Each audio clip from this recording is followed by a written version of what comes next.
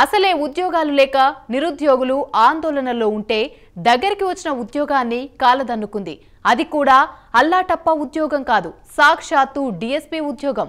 గతంలో రాజీనామా చేసిన ఉద్యోగమే మళ్లీ వెతుక్కుంటూ వచ్చింది. కానీ తనకు మళ్లీ ఉద్యోగం వద్దని ఆధ్యాత్మిక సేవకు సంబంధించిన సహాయం కావాలని కోరింది. ఇంతకీ ఎవరామె, ఏంటా ఉద్యోగం? Let's watch the story.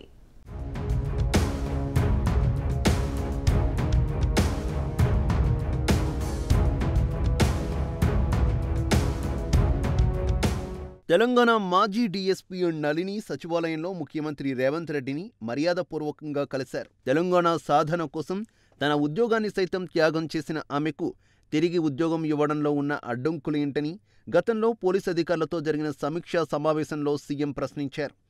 తిరిగి డీఎస్పీగా ఉద్యోగం ఇవ్వలేకపోతే అదే స్థాయిలో మరేదైనా ఉద్యోగం ఇచ్చే అంశంపైన ఆలోచించాలని సూచించారు.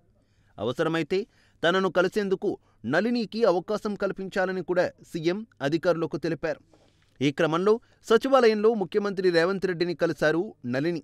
నళిని మాత్రం తిరిగి ఉద్యోగంలో చేరేందుకు సుముఖంగా లేకపోవడం గమనించదగ్గ విషయం.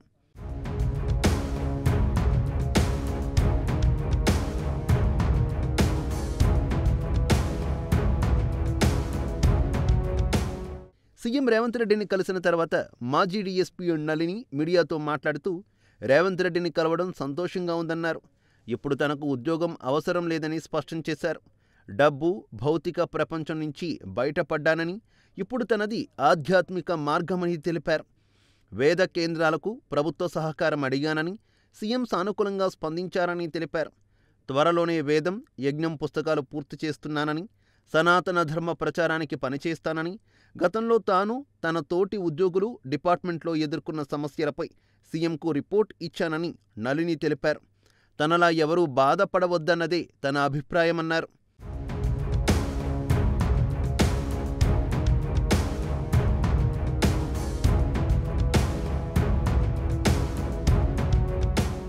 ఇప్పుడు బ్యూరోక్రసీ మీద నమ్మకం పోయింది. అందుకే ఆధ్యాత్మిక బాటలో నడుస్తున్నా. నాకు జరిగిన అన్ని విషయాలు సీఎం దృష్టికి తీసుకువెళ్లాను. నా మనసుకు నచ్చిన సేవ చేస్తున్నానని, ఇన్నాళ్ల నా మనోవ్యధను ప్రభుత్వం గుర్తించినందుకు సంతోషంగా ఉందని నళిని చెప్పారు. గతంలో ఆమె 2 సార్లు సోషల్ మీడియాలో స్పందించారు. జీవితంలో సర్వస్వం కోల్పోయిన తాను ఇప్పుడు మరో మార్గం ఎంచుకున్నానని, దేవుడి దయ వల్ల తన జీవితంలోకి మహర్షి దయానంద సరస్వతి ప్రవేశించారని చెప్పుకొచ్చారు.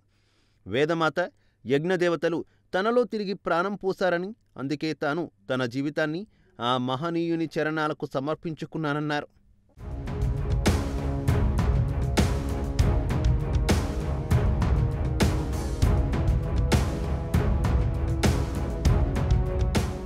వేద ప్రచారకురాలిగా, వైదిక యజ్ఞబ్రహ్మగా సనాతన ధర్మాన్ని ప్రచారం చేయడమే తన ముందున్న కర్తవ్యమని, ఉద్యోగం అవసరం లేదు కానీ ధర్మ ప్రచారానికి ఉపయోగపడేలా ఏదైనా సహాయం చేస్తే స్వీకరిస్తానన్నారు. ఆ సాయం కోసం ఇప్పుడు సీఎం రేవంత్ రెడ్డిని కలిసినట్టు వివరించారు. నళిని తెలంగాణ ఉద్యమ సమయంలో డీఎస్పీగా ఉన్నారు. ఉద్యమంలో భాగంగా ఉద్యోగానికి రాజీనామా చేశారు. తర్వాత రోసయ్య హయాంలో ఉద్యోగం ఇచ్చిన అనేక రకాల వేధింపులకు గురికావడంతో మరలా రాజీనామా చేశారు. తర్వాత బీజేపీలో చేరారు. కానీ రాజకీయంగా కూడా కలిసి రాకపోవడంతో ఆమె ఆధ్యాత్మిక మార్గంలోకి వెళ్లారు. రేవంత్ సీఎం అయ్యాక ఉద్యమకారులందరూ ఆమెను గుర్తు చేసుకోవడంతో మళ్లీ వెలుగులోకి వచ్చారు. ఆధ్యాత్మిక మార్గంలో ఉన్నట్లుగా అందరికీ వివరించారు.